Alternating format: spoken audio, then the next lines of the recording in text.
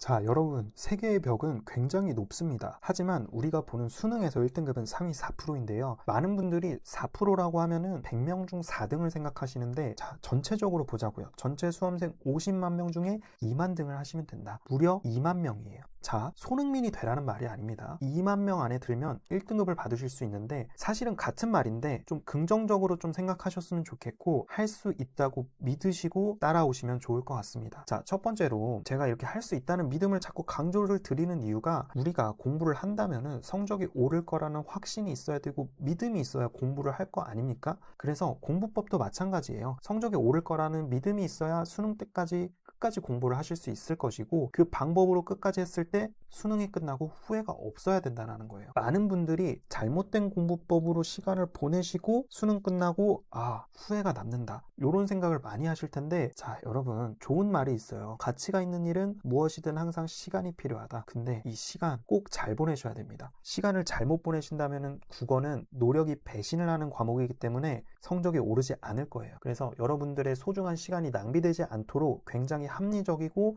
이성적인 좋은 강의와 믿을 만한 공부법으로 찾아뵙도록 하겠습니다. 자, 그래서 제가 누구냐 하면, 저는 국어 때문에 삼수를 한 사람인데요.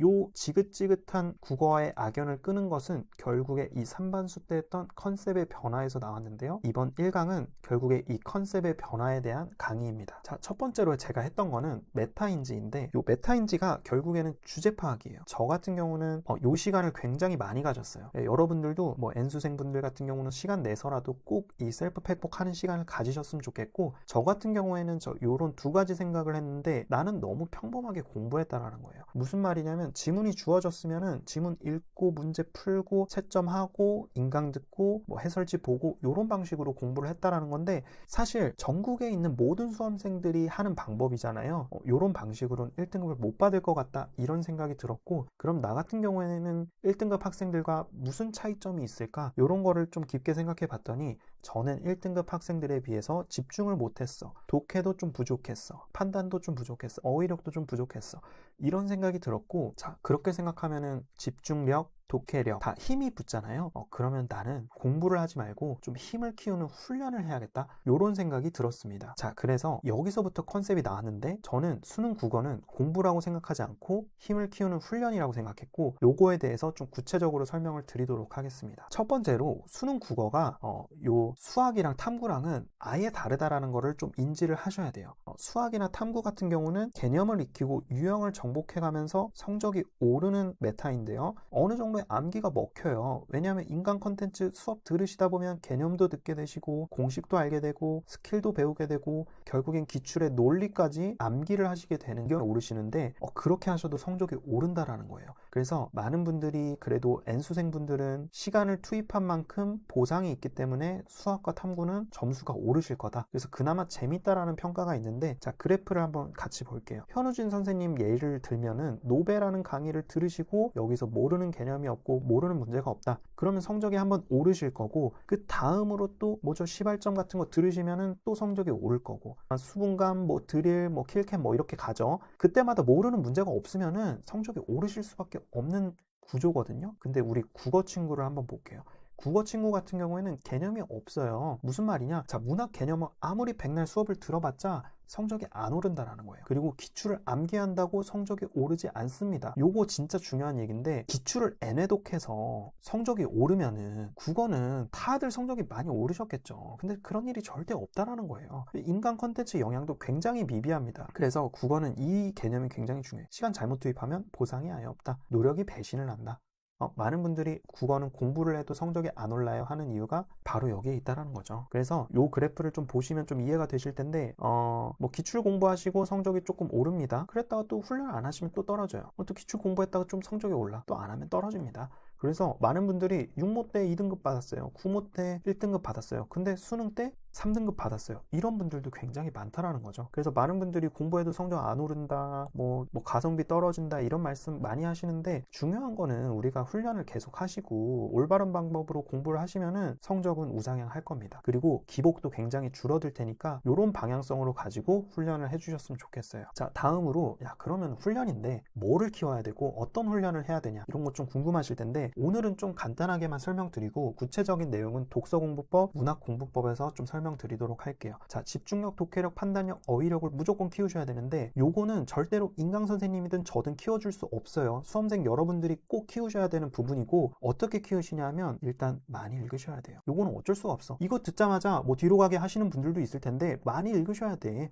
매일 하셔야 되고, 한 지문씩이라도 하시면은 지금 수능이 한 200일 남았는데 한 지문씩 하셔도 200지문이에요. 굉장히 많다. 하루에 한 지문씩 꼭 하셔야 되고, 되도록이면 아침에 한다. 선생님, 아침에 집중이 안 되는데 어떻게 아침에 하죠? 여러분, 수능 국어 아침에 해요. 그래서 집중이 안 될 때 집중을 하셔야 집중력이 키워지시기 때문에 되도록이면 아침에 하셔야 돼. 고3 분들도 아침에 못 하시잖아요. 토요일이나 일요일에 꼭 아침에 하셨으면 좋겠어요. 그리고 제가 마지막에 무엇이든 어떻게든 읽는다 이렇게 말씀드렸는데, 무슨 말이냐면 내가 아직 부족하다면 고의기출을 푸셔도 될 것 같고, 어떻게든 읽는다? 주무시기 전에 읽으시든 뭐 아니면 아침에 일어나자마자 읽든 어떻게든 읽으셔서 다독을 꼭 좀 해주셨으면 좋겠고, 자, 두 번째로 속독인데요. 요거는 요즘 너무 평가가 절하가 돼 있어. 무슨 말이냐면 요즘은 이해 기반으로 시간을 제한을 두지 않고 읽는 메타인데, 제가 봤을 때는 많은 분들이 3등급에서 5등급 분들은 시간을 너무 넉넉하게 주잖아요. 그럼 긴장감이 결여됩니다. 무슨 말이냐? 세워라 내워라 읽고 있는 거예요. 이 문장 집중해가면서 읽어야 되는데 시간을 많이 주니까 집중을 안 한다는 거죠. 그래서 우리 결국에는 우리 수능 시험도 제한된 시간 내에 푸는 것이 수능이기 때문에 꼭 시간을 좀 정해놓고 푸셨으면 좋겠고, 요거는 좀 가볍게 설명드리겠습니다. 시간 설정 방법은, 만약에 마더텅 같은 문제집이 있다면 위에 시간이 있을 텐데 거기다가 본인 등급을 더하셔서 푸셨으면 좋겠어요. 그러니까 뭐 마더텅에 7분이라고 적혀 있으면은 내가 4등급이야. 그러면 11분 동안 좀 푸셨으면 좋겠고, 아니면은 이제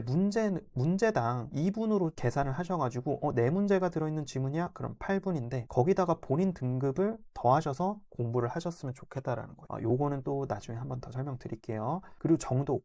스스로 이해하는 시간 무조건 가지셔야 돼. 혼자만의 시간 없이 채점하시거나 인강 들으시는 거는 최악입니다. 요 채점하지 않은 상태에서 스스로 지문을 정복하는 시간 무조건 가지셔야 되고, 제가 요거는 독서문학훈련법에서 전체적으로 한번 다시 잡아드릴 거니까 너무 걱정하지 마시고 오늘은 그냥 컨셉만 알고 가시면 될 것 같아요. 자, 마지막으로 훈련의 목적은 결국에 몰입할 수 있어야 되는 거예요. 수능 당일 실전에서는 온전히 지문과 나와의 싸움입니다. 그렇기 때문에 누구한테 의존할 수 없어요. 우리 지문이랑 물화일체가 되셔야 돼. 그러니까 지문이랑 겉도는 친구들이 있는데 겉도는 순간 국어는 성적이 안 나옵니다. 그래서 훈련을 하시면서 지문을 읽는 것이 즐거워지는 경지에 오르면 정말 베스트겠죠? 근데 요거는 굉장히 어려울 것 같고, 그 차선책으로 지문에 빨려 들어가는 느낌을 꼭 반드시 경험을 하셔야 됩니다. 그래서 몰입을 해서 읽어내시고 그 몰입한 경험들이 누적되면서 그 경험이 쌓여서 수능 때 자연스럽게 지문을 읽고 문제를 풀고 나오셔야 되는 거거든요.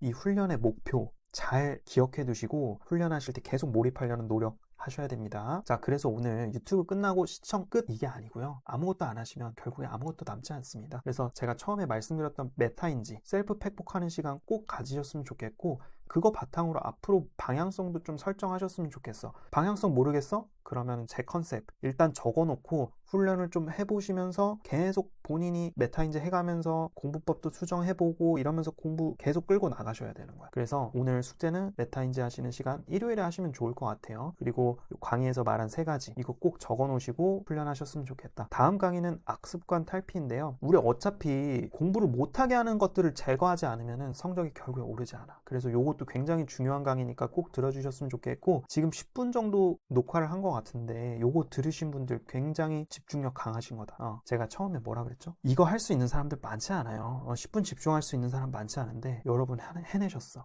할 수 있다고 믿으시고 다음 공부법 강의에서 뵙도록 하겠습니다. 할 수 있습니다. 파이팅!